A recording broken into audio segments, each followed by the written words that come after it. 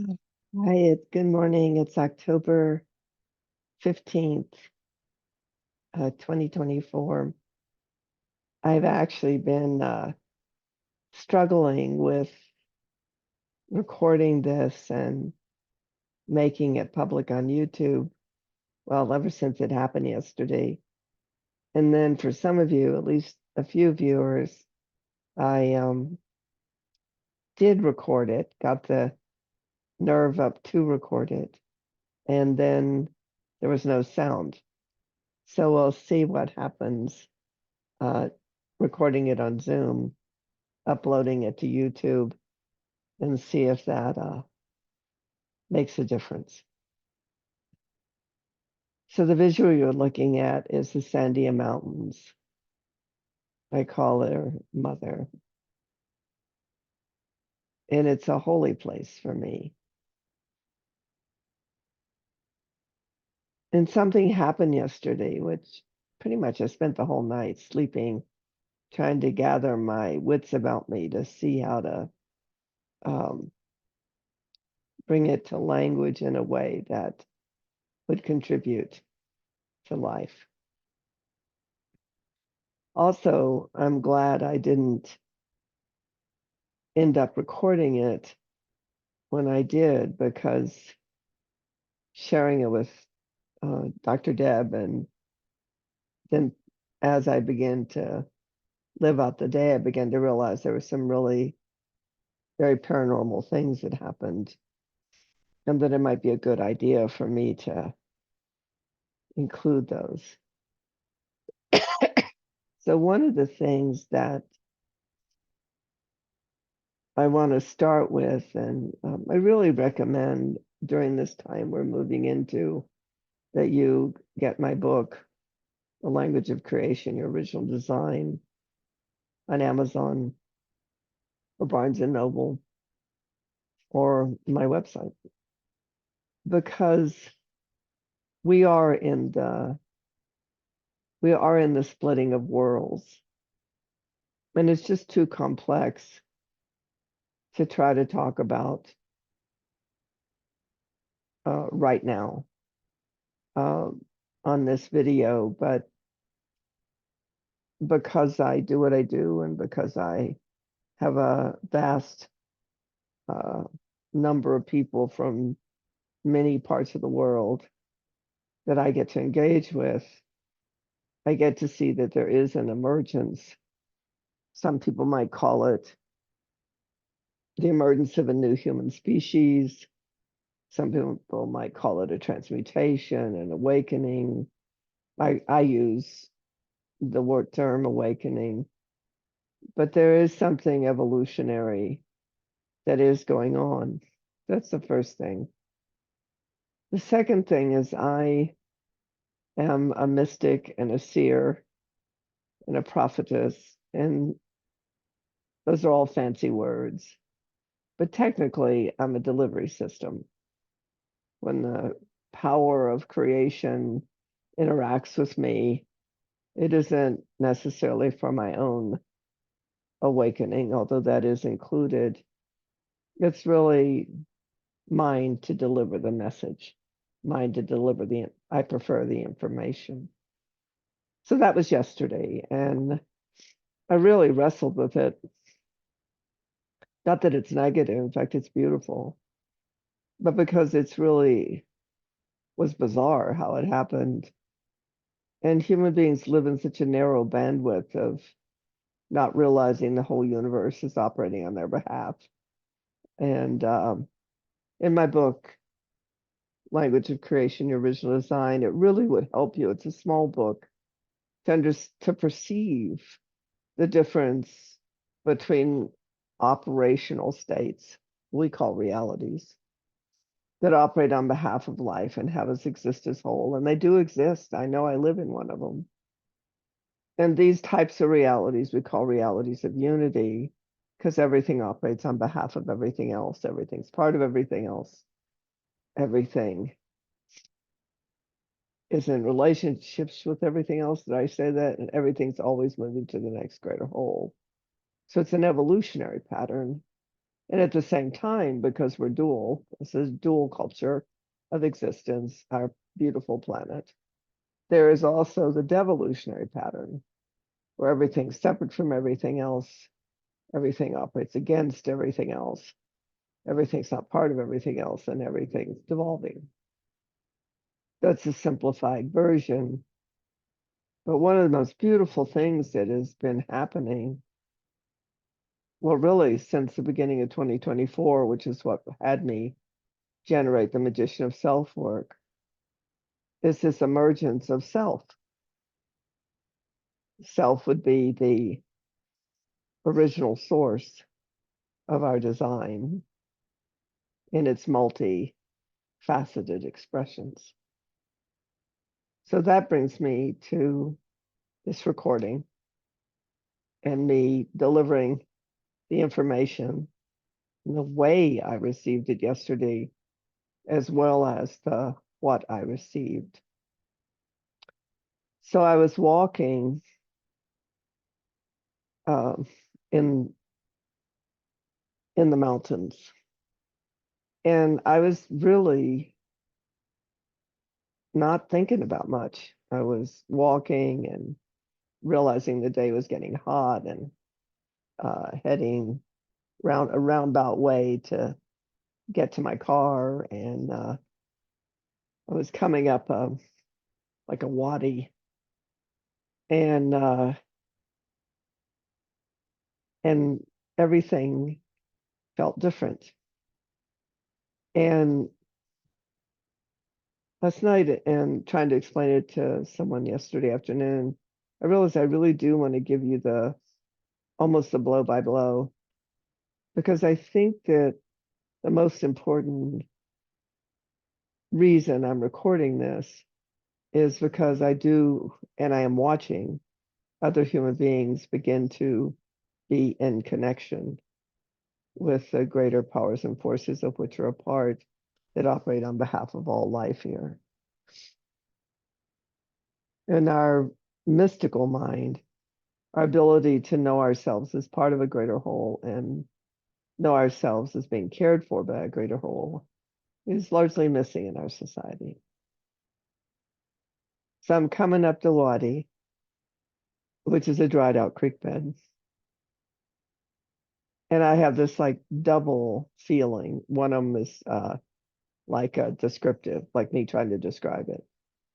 And I'm thinking, wow, this is weird, because all of a sudden, or well, all of a sudden I noticed that I couldn't hear anything around me, and there are birds around me, and there were sounds around me, wind, and all of a sudden there was no sound around me. I'm still walking,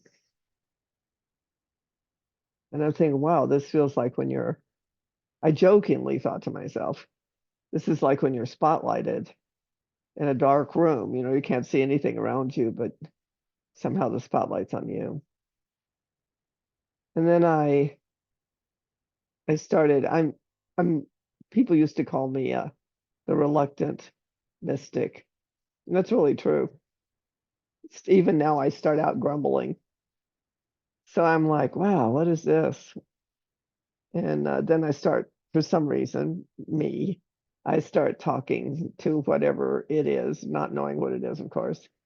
And I said, okay, I don't know what's going on, but because I was getting altered in an altered state, but could we do this later? Like, can we do this later? And then, I don't know, maybe up in the air for sure, maybe 1,000 feet, 2,000 feet, I felt this word, and the word was becoming. And it was a little bit like hearing a plane cross overhead.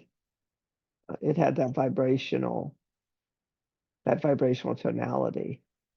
And I'm still like 20 minutes from my car, and I'm like thinking this is bad timing, and there's no place to sit down, and the sun's hot, and then I began to hear the information. And one of the reasons I was really wrestling about turning this into a YouTube video is because it's so hard when you receive the information and it's so exquisite and it's so beautiful. But when you go to talk about it, it's sort of like, it's lost its flavor and it's not really easy to replicate that flavor because it's deeply, deeply penetrates your heart and your soul and your bones and your being. And you know that you've been in an experience or are in an experience with the larger nature of things of which you and others are a part. So that's really the main reason I wrestled with recording it. But then by the time I got to one of the sheltered picnic areas, I settled myself down and thought, I had someone do a engagement with me on Saturday, and she was greatly served by something I was present to that I was sharing. Because, that's what a mystic is. It isn't about a personal point of view. It's about being present to what's unfolding and being able to share with people what's unfolding. And different mystics have different ways of being, different beingnesses, as I'm going to bring up in a minute.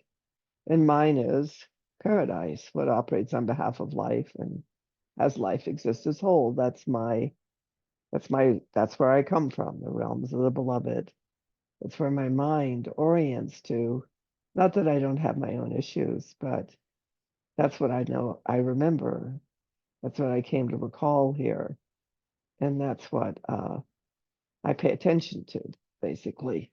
What's evolving, what's moving to the next greater whole, what's operating on behalf of life, what's in relationship with life, how do I restore mine and others' ability to be part of the exquisite expression of life. So here's the transmission is at my level of capacity. And but the message went like this sound, this vibrational tone of becoming. And then I began to, I would say, see in the sky, but it wasn't that literal. But in front of me was kind of like something the size of the earth, and I was sort of out in space, And if you hear a sound, it's because my god dog is beside me and he's readjusting himself to basically sit on me, getting comfortable in his beautiful state of being. But I was looking at it and I was being shown that the one soul, the human beings is a one soul species, and that we're all part of each other, and we're all part of the earth and the cosmos, and that's being restored, that broken matrix, that tearing of the weave, that tearing of the codes of unity that once made humanity part of the living whole of this planet. And then the vibrational voice basically said, while every human being is part of the same species soul, there are different beingnesses that we have collectives, what I call field collectives, of different natures of being. And it's neither right nor wrong. It's just stories that started back in time that created and manifest physical reality here. And there's more than one story. So one of the worst illusions in the human psyche at this time is that there's only one truth. And you can see the printout of what's happening in only one truth. But it really isn't that there's only one truth, because truth is nothing more than your experience of reality, your experience of what you hold to be real. And with evidence, always with evidence. It's not like it doesn't manifest. And that there's something happening right now. This wasn't like a learning or a teaching. This was informing me so I could inform the field of humanity and my corner, my sector of the world, New Mexico. But that we're in this time where the different beingnesses and the different natures of being are becoming cohesive. In other words, they're how would you say it? They're embodying the nature of different realities. So there'll be realities that are in the devolutionary state, basically where human beings are still in hierarchical paradigms and, you know, and or expecting to be taken care of by a king or a pharaoh or a president, or it's a human centric, people centric, human centric reality, where reality is limited to the isolated realm of human only. But the other beingness is starting to feel itself, restore itself in remembrance, even recalling itself in evidence and physical experience of being part of a greater whole, and that greater whole is moving through a transfiguration, a balance point, a harmonic. And of course, the earth and is harmonizing right now, the waters and the fires, and so all this harmonization and balance at the planetary level is happening. But what's beginning to happen is emerging remembrances, emerging recalls, and to thine own self be true.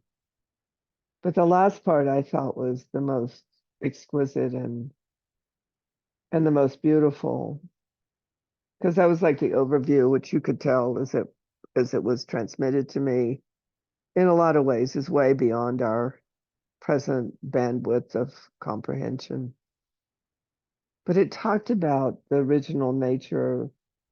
It vibrated the information of what some of us will find ourselves doing at this time, which is to really want to be ourselves and really want our reality, not the general population reality, but our immediate moment of now, our up close and personal reality, to reflect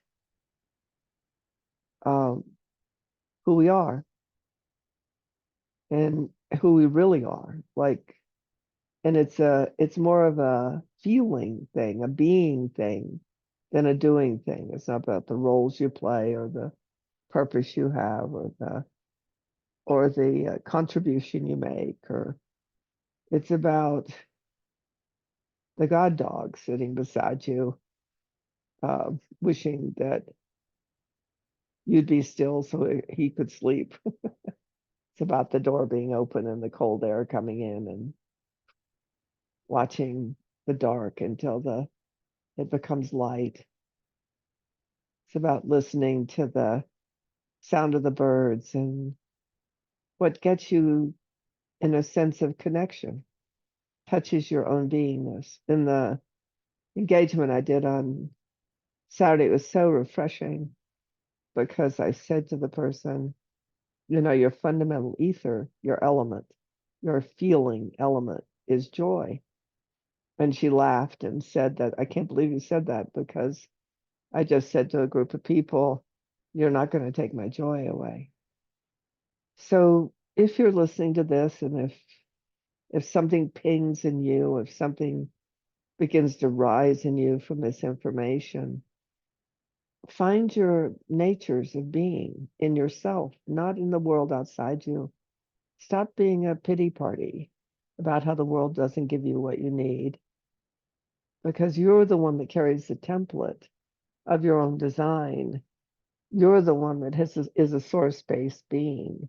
And when you're in touch with yourself, you begin to crave the nature of yourself. And you, in this cacophony of destruction we're moving into for a period of time, and the rebalancing and the reharmonization, every moment is precious, because every moment, not what you have to get done that day, and not who you want to be to humanity, and not what you want humanity to be for you, be to you, and not about being mad because you're not taken care of. It's all broken up right now. Everything's a mess. So being taken care of is not very high on the capacity list of the general uh, experience of being human at the moment. But to be alive, to be in touch with life, not necessarily circumstantial life, but being in touch with the beauty of your house, the beauty of your car, the beauty of your sounds, the beauty of having people to love, the beauty of not the lack, because there really is something emergent. And that's why I've really opened up the engagements and the activations, because even our solar plexus, it's what I was going to offer you on my website, the last 2 or 3 journal entries. It's called Tantra's Diary, although I'm going to change it to Tantra's Journal. Please go in there and read the one on the restoration of ourselves as source-based beings, our source points, and also read about the solar plexus, because it would be valuable to educate ourselves, because human beings have an amazing quality about them. When they know what's going on, they get on top of it. They go for it. And this is a good time to go for it. So basically, the transmission was, we are a human soul. We humans are a human soul. We can't separate ourselves from each other, no matter how hard we try, really. And that there's beingnesses that once carried the ethers of realities that formed, and that's happening again. And that we're not alone in the universe, that there are those natures of existence that are coming to our aid. And that while some humanity will be lost in the story of the dysfunction of human being, there will be other human beings that are remembering the original human story, which each of us is unique and essential and part of the larger nature of the expression of life and sound and color and taste and touch and feeling and being in the relational connection to the beauty of life itself. And I did not transmit it as beautifully as I received the information. But my prayer is that you don't hear this like a lecture, that actually it touches something inside of you, that you can build the strength, stamina, capacity of yourself on behalf of your own emergence. Blessings. Take care.